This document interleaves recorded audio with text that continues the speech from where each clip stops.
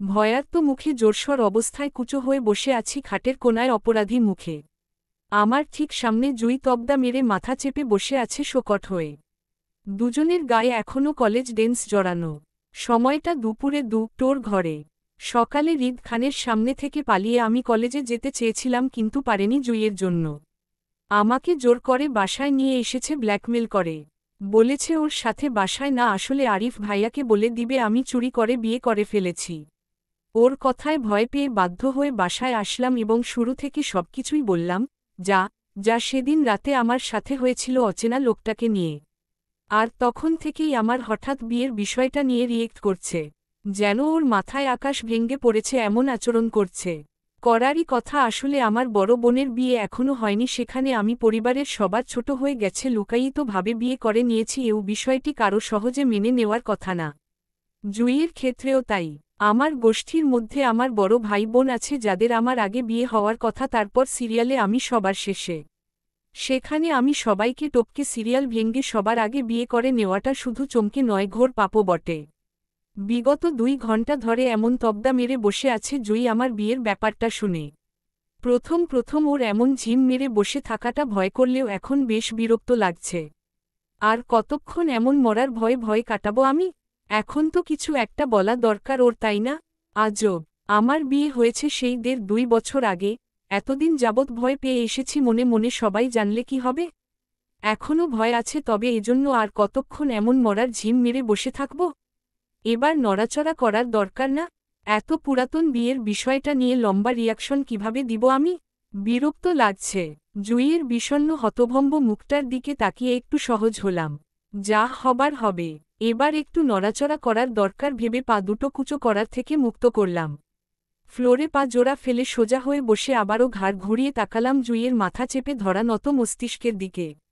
দ্বিধা কাটিয়ে সহজ গলায় বললাম, জুই। এক জায়গায় বসে থাকতে থাকতে আমার কোমর ব্যথা করছে। তোরও নিশ্চয়ই করছে।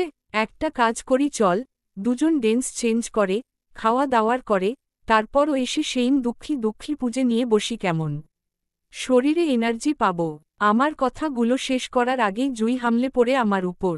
পাশ থেকে বালিশটা নিয়ে আমাকে এলোপাতাড়ি মারতে মারতে আমাকে বিছানার উপর ফেলে আমার পেটের উপর চড়ে বসে হাতে বালিশটা দিয়ে আমার মুখের উপর চেপে ধরে চেতন গলায় বলে, উর্দি, গর্দব, এত বড় কাণ্ড ঘটিয়ে তোর এখন খাওয়া দাওয়াত করা লাগবে না?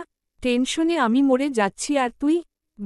হাতে জোর খাটিয়ে মুখের উপর থেকে জুইয়ের হাতে বালিশটা ফেলে বড় বড় নিঃশ্বাস ফেলে নিজেকে শান্ত করার চেষ্টা করলাম।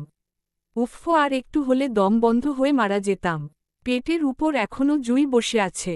ওকে ধাক্কা দিয়ে সরিয়ে উঠে বসলাম, হাঁপাতে হাঁপাতে জুইয়ের দিকে রাগান্বিত দৃষ্টিতে তাকিয়ে বললাম, অসভ্য মাইয়া, বালিশ চাপা দিয়ে আমার জামাইকে বিধবা বানানোর ষড়যন্ত্র করিস তাই না? মরলে তো আমি মরব, বউ হারালে আমার জামাই হারাবে, তোর কি? তুই তো আর কিছু হারবি না।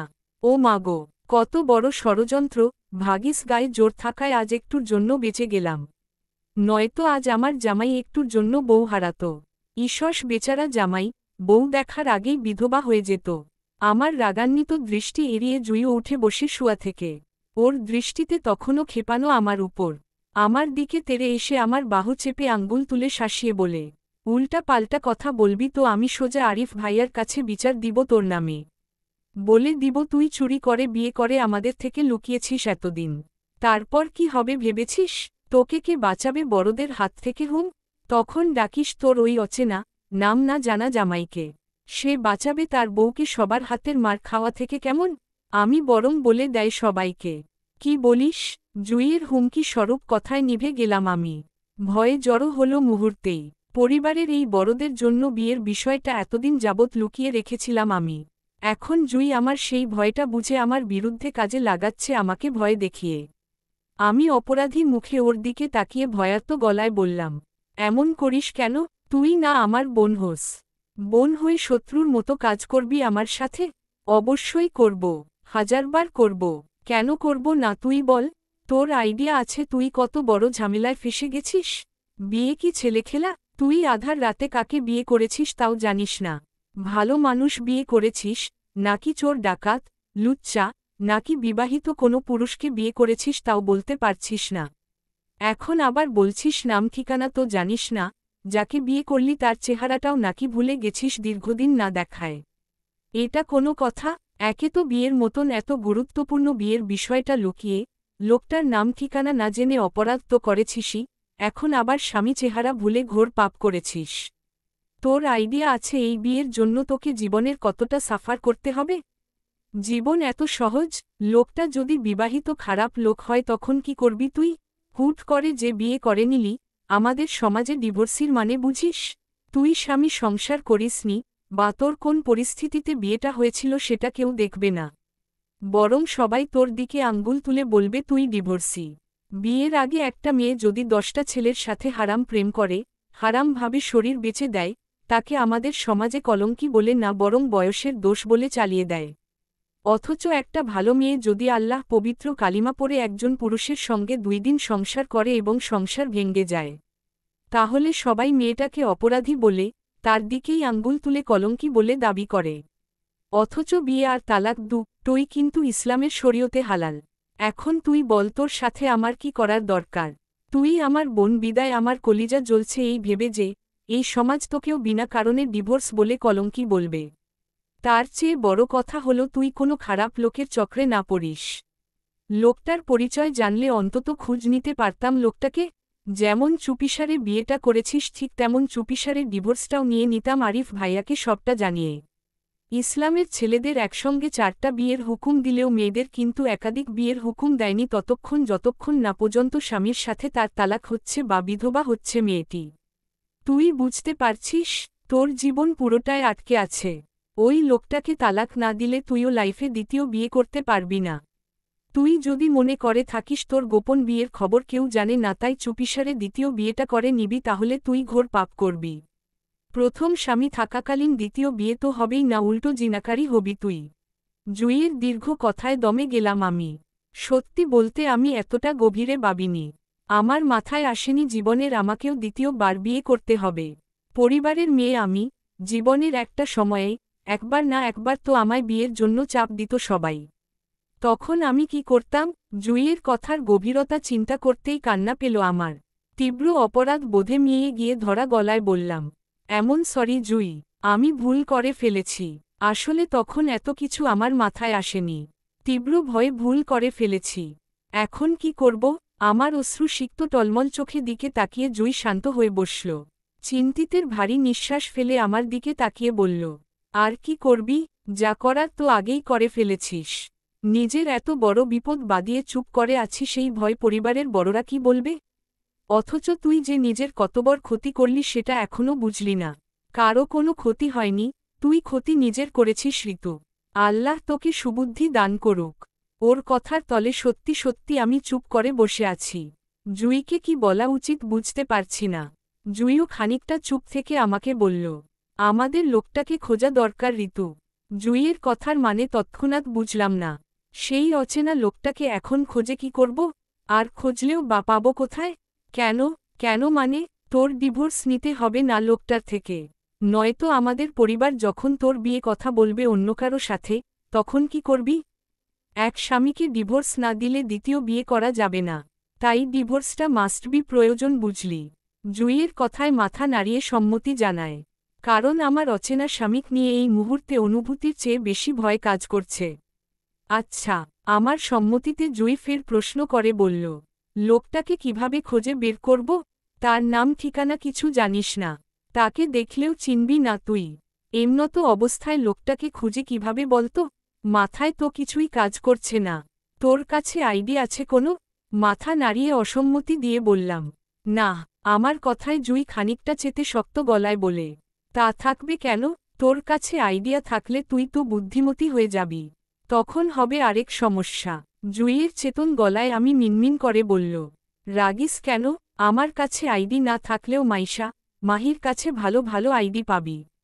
আমাদের ফ্রেন্ডলিস্টে কূটনীতি আর জোরাল বুদ্ধির জন্য কিন্তু ওরা অনেক তীক্ষ্ণ। আমার কথায় দমে যায় জুই। হয়তো প্রস্তাবটা মনে ধরেছে, কারণ এই বিপদ থেকে বের হতে ওরাই আমাদের সাহায্য করতে পারবে। জুই খানিকটা থেমে চিন্তিত মুখে আমার দিকে তাকিয়ে বলল, তুই ওদের বিয়ের ব্যাপারটা জানাতে বলছিস? মম। পরে যদি সমস্যা হয়?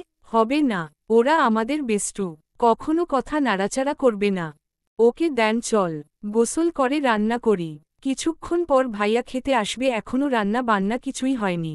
বিকাল করে আরিফ ভাইয়া বাসায় না থাকলে ওদের সবাইকে গ্রুপ কল দিব কেমন? চল চল। আচ্ছা। টিল্ড 5 বান্ধবীর আসর জমেছে একত্রে। আমরা সবাই হোয়াটসঅ্যাপ ভিডিও কলে বসা। চুপচাপ মোটেও নেই। আমার বিয়ের বিষয়টা নিয়ে তোড়জোড় চলছে সবার মাঝে। বলতে গেলে এক এক জন্য শোকটে খেপা বাঘিনী হয়ে বসে আছে আমার উপর। আমার দোষ এত বড় কাণ্ড ঘটিয়ে কেন কাউকে জানায়নি? পরিবারের বড়দের ভয়ে বলতে না পারি, এদের অন্তত বলা দরকার ছিল। আমাকে নিয়ে প্রত্যেকের আহাজারি চিন্তার শেষ ছিল নেই। আমি আর জুই একত্রে ভিডিও কলে জয়েন করেছি আরিফ ভাইয়ার ল্যাপটপ দিয়ে। বাকিরা সবাই যার যার বাড়িতে নিজ মোবাইলে জয়েন করেছে। এখন পরন্ত বিকাল। জুইয়ের কথা মতো ভিডিও কল জয়েন হয়েছিল আরও 1 ঘন্টা আগে। এতক্ষণ ওদের সাথে আমার বিয়ের সকল বিষয়ে শেয়ার করা হয়ে গেছে। আমাকে একচোট ফিতে বকাঝকা করা হয়ে গেছে সবার। এখন বেশ চিন্তিত মুখে ভাবতে বসেছে আমার হারিয়ে যাওয়া স্বামী, মানে যার সাথে আমি বিয়ে হয়েছিল, তাকে কিভাবে খুঁজে বের করা যায় সে নিয়ে। এক এক জন্য এক এক বুদ্ধি দিচ্ছে, কিন্তু কোনো বুদ্ধি সেই লোকটাকে খুঁজে বের করার পথ বের করে দিচ্ছে না। এদের মধ্যে আমি একটু জোরসর ভাব নিয়ে বসে আছি। যেহেতু আমি আসামি, তাই আপাতত আমার বড় মুখ করে বসা উচিত নয়, এতে সবাই আরও ক্ষেপে যাবে আমার উপর। এমনই ছোটখাটো ঘূর্ণিঝড় আমার মাথার উপর নাচছে। আমাদের গ্রুপের মধ্যে সবচেয়ে চতুর মেয়ে হল মাইশা, পাজিল হল মাহি, সবচেয়ে পড়ুয়া মেয়ে সুমি, আর জুই সবচেয়ে বুঝদার। পরিস্থিতি অনুযায়ী সবাইকে বুঝিয়ে শান্ত করার ক্ষমতা ওর আছে। আর আমি, সেটা না হয় নাই বললাম। আমার গল্পে বুঝে যাবেন আমি কেমন। আচ্ছা যাই হোক, এবার মূল কাহিনীতে আসি। গ্রুপ কলে সবাই লোকটাকে খোঁজ পাওয়ার আলোচনা করছে। মাহি সামনে থেকে আমার শান্তশিষ্ট মুখটাকে লক্ষ্য করে জুইকে উদ্দেশ্য করে রাগান্বিত গলায় বলল, দোস্ত ও এমনে তাকাই রইছে কেন? আমারে কি ওর জামাই মনে করছে?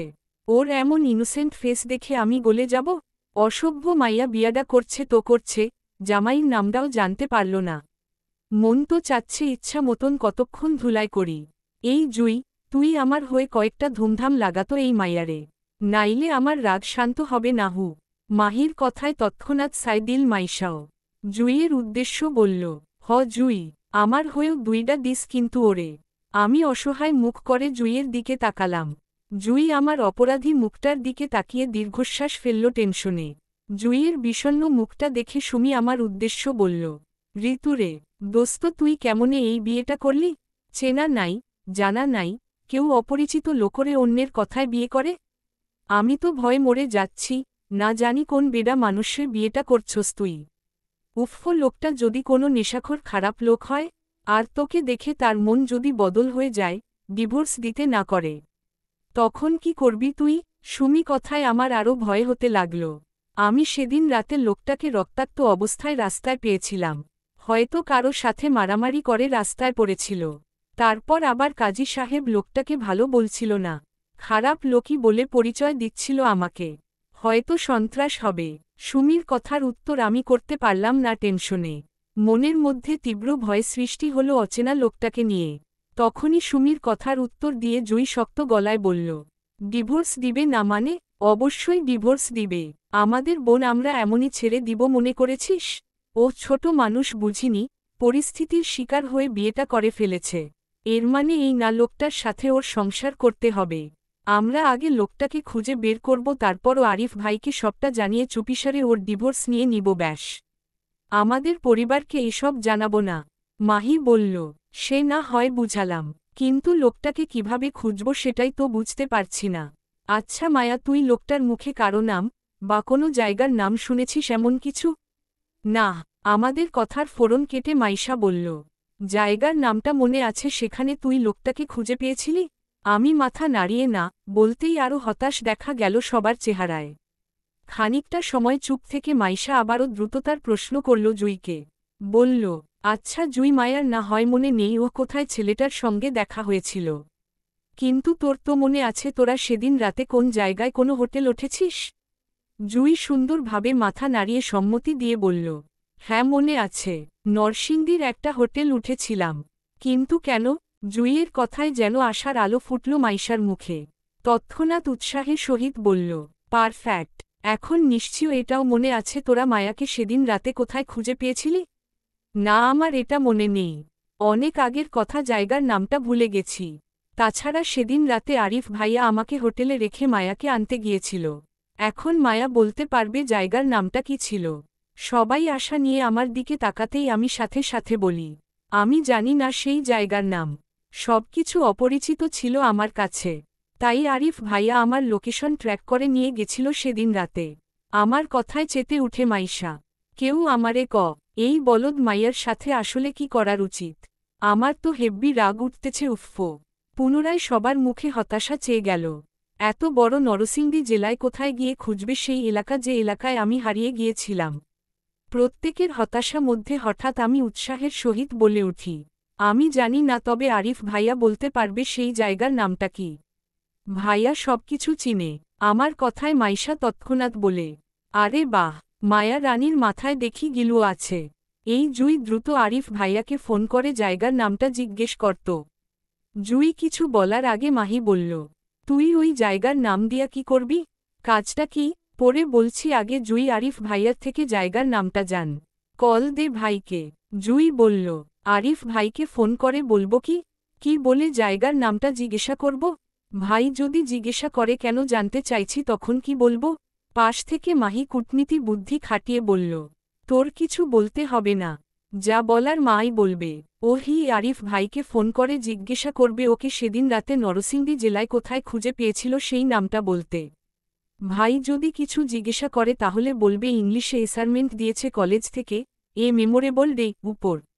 মায়ার জীবনের স্মরণীয় দিন হিসাবে সেই দিনের কথা লিখতে চাচ্ছে, এজন্য নামটা ওর চায় ব্যাস। মাহির কথা অনুযায়ী সবাই সায় দিল। আমিও সবাইকে ভিডিও কলে রেখে আরিফ ভাইকে কল দিলাম। ভাই কোচিং ক্লাসে ব্যস্ত ছিল, কিন্তু আমার জায়গার নাম জিজ্ঞেস করাতে প্রশ্ন করেছিল কেন? আমি মাহির শিখানো কথাগুলোই বললাম। সফলও হলাম। ভাইয়া জায়গার নামটা বলতেই আমি কল কেটে দিলাম এবং ওদেরকে জানায় নরসিংদী জেলা বাগিচা নামক এলাকায় আমাকে খুঁজে পেয়েছিল ভাই। আমার কথায় মাইশা সন্তুষ্টি নিয়ে বলে, পারফ্যাক্ট, আমাদের অর্ধেক খোঁজা এখানেই শেষ হয়ে গেছে। জুই, মায়াকে যদি আরিফ ভাই নরসিংদী জেলা বাগিচা এলাকায় খুঁজে পায়, তার মানে মায়া সেরাতে সেই এলাকায় ছিল ওই লোকটার সাথে।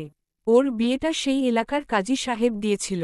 এখন আমাদের যে কাজটা করতে হবে সেটা হলো নরসিংদী জেলা বাগিচা এলাকায় যেতে হবে এবং সেই এলাকায় যতগুলো কাজী আছে সবগুলোর বাড়ি খুঁজে বের করতে হবে এবং সেই কাজী পরিবারকে চিহ্নিত করতে হবে যারা মায়ার বিয়ে দিয়েছিল ওই লোকটার সাথে। কাজীর কাছ থেকে আমরা মায়ার কাবিননামার একটা ফটোকপি নিব, কারণ সেই কাবিননামায় নিশ্চয়ই মায়া স্বামী অর্থাৎ ওই অচেনা লোকটার নাম ঠিকানা দেওয়া আছে। সেই ঠিকানা অনুযায়ী না হয় আমরা লোকটাকে খুঁজে বের করার চেষ্টা করব। কি বলিস তোরা? মাইশার চতুর বুদ্ধিতে সবাই উৎসাহের সহিত সহমত পোষণ করল। সেই সাথে আশা ফিরে পেল যেন সবার মধ্যে। সিদ্ধান্ত নিল আমরা সবাই নরসিংদী যাব একসাথে। কিন্তু ঝামেলা হলো আমি আর জুই আছি চট্টগ্রামে। আমাদের বাসায় যেতে হবে, মানে আশুগঞ্জ থেকে সবাই একত্রে একদিন নরসিংদী যাব কাজী সাহেবের বাড়ি খোঁজ করতে। কিন্তু এখন সমস্যা হলো আমি আর জুই এখান থেকে আশুগঞ্জ যাব কিভাবে? শুধু শুধু বাড়ি যাওয়ার বায়না ধরলে তো আর যেতে পারবো না। আরিফ ভাইয়া দিব না, আবার আব্বুও কররা শাসন করবে। তিনি অনেক পড়ুয়া মানুষ, ছেলেমেয়েদের পড়া রেখে বাসায় বসে থাকাটা মোটেও পছন্দ না উনার। কি করব কিছুই ভেবে পাচ্ছিলাম না। তখনই মাহি বলে উঠে, আরে দোস্ত চিল, এত চাপ নিস না। মায়ার স্বামী খোঁজার বুদ্ধি যখন বের হয়েছে তখন তোদের আশুগঞ্জ আসার একটা উপায়ও বের হয়ে যাবে। এই ঋতু একটা কাজ করত, পেটের ব্যথায় ভান ধরে বিছানায় পড়ে থাকত যেন তুই মারা যাচ্ছিস। খাওয়া দাওয়ার সব বাদ দিয়ে শুধু বিছানায় গড়াগড়ি করে কাঁদবি। তোর দেখা দেখি জুইও কাঁদবে তোর চিন্তার করার ভান করে। তোর অবস্থা যখন গুরুতর কাহিল মনে হবে তখন বাধ্য হয়েই আরিফ ভাই তোকে আর জুইকে বাসায় পাঠিয়ে দিবে পরিবারের কাছে তোর সেবাযত্নের জন্য। যা এবার ঝটফট বিছানায় মরা মানুষের মতো শুয়ে আমাদের পেটে ব্যথার একটিন করে দেখাত। টিল্ড ডাক্তারের চেম্বারের বাহিরে সিরিয়াল কেটে রোগীর সারিতে বসে আছি আরিফ ভাইয়ার কাঁধে মাথা ফেলে। ভাইয়া আলতো করে আমার কাঁধ জড়িয়ে বসে আছে আর বারবার চোখ ঘুরিয়ে ডাক্তারের চেম্বারের দিকে তাকাচ্ছে। আর থেকে অপর হাতটা দিয়ে আমার মাথায় হাত বুলিয়ে দিচ্ছে সান্ত্বনার সহিত। এখানে আমরা বসে আছি প্রায় 1 ঘন্টা উপর হলো। মূলত আমার অসুস্থতার জন্যই বসা। কাল বিকালে বান্ধবীদের সাথে পরামর্শ করেছিলাম পেট ব্যথার অভিনয় করব বলে, অথচ রাত হতে না হতে সত্যি সত্যিই আমি সিরিয়াস অসুস্থ হয়ে পড়লাম। রাতে অসময়ে অনেক সময় নিয়ে গোসল করার জন্য জ্বর এসেছে আমারা, সাথে ফ্রিতে পেট খারাপও হলো। পেট খারাপে প্রধান কারণ হলো হাবিজাবি খেয়েছিলাম রাতে, এজন্য সকাল থেকেই জ্বর আর পেটের সমস্যায় কাহিল আমি। এর মধ্যে বেশ কয়েকবার বমিও করে ফেলেছি। আমায় অসুস্থ নাজেহাল অবস্থা দেখে আরিফ ভাইয়া দুপুরের দিকে বাসায় ফিরে দ্বিতীয়বার আর কোচিংয়ে যায়নি, বরং ডাক্তার দেখাতে হসপিটালে নিয়ে এসেছে আমাকে। কিন্তু এখানে এসেও আরেক সমস্যা, ডাক্তার চেম্বারে নেই। ডাক্তারের রোগী দেখার সময় ৩টা থেকে, অথচ এখন ৪:১০ বাজে। আমার মতো অনেক রোগীর ডাক্তারের অপেক্ষায় বসে আছে অসুস্থ শরীর নিয়ে। আরিফ ভাইয়া এবার বেশ চটে যাচ্ছেন আমার বেগতিক খারাপ অবস্থা দেখে। জ্বরে আমি বারবার মাথা ফেলে দিচ্ছে ভাইয়ের কাঁধ থেকে। ভাইয়াও বারবার আমার মাথাটা উঠিয়ে নিজের কাঁধে চেপে রাখছে। অসুস্থতার কারণে চোখ দুটো খোলা রাখা সম্ভব হচ্ছিল না আমার, তবে কান সজাগ ছিল। আমার বেহাল দশার মধ্যেই আরিফ ভাই কাউকে সালাম দিয়ে উঠল। আসসালামু আলাইকুম ভাই। ওয়ালাইকুম সালাম। আরে আরিফ, তুমি এখানে? অল্প পরিচিত কণ্ঠের কথা শুনে বন্ধ চোখের পাতা টেনে খুলে তাকাতে চাইলাম। নিভে যাওয়া চোখে অল্প তাকাতেই চোখে পড়ল অল্পস্বল্প পরিচিত লম্বাটে একটা মুখ। এই মুখটা আমি আগেও বেশ কয়েকবার দেখেছি, কিন্তু কোথায় দেখেছি সেটা মনে করার চেষ্টা চালাতেই আরিফ ভাই লোকটার কথার উত্তর করে বলে, আসলে ভাই, আমার ছোট বোনটা হঠাৎ করে অসুস্থ হয়ে পড়েছে, তাই ডাক্তারের কাছে নিয়ে এসেছিলাম। কিন্তু আপনি এখানে? হ্যাঁ, আমি এখানে একটা কাজে এসেছিলাম হৃদ ভাইয়ের সাথে। ওর কি হয়েছে? হৃদ নামটা মস্তিষ্ক যেতেই সোল্প পরিচিত লোকটাকে চেনে ফেললাম। আরে এ তো আসিফ, হৃদ খানের বডিগার্ড।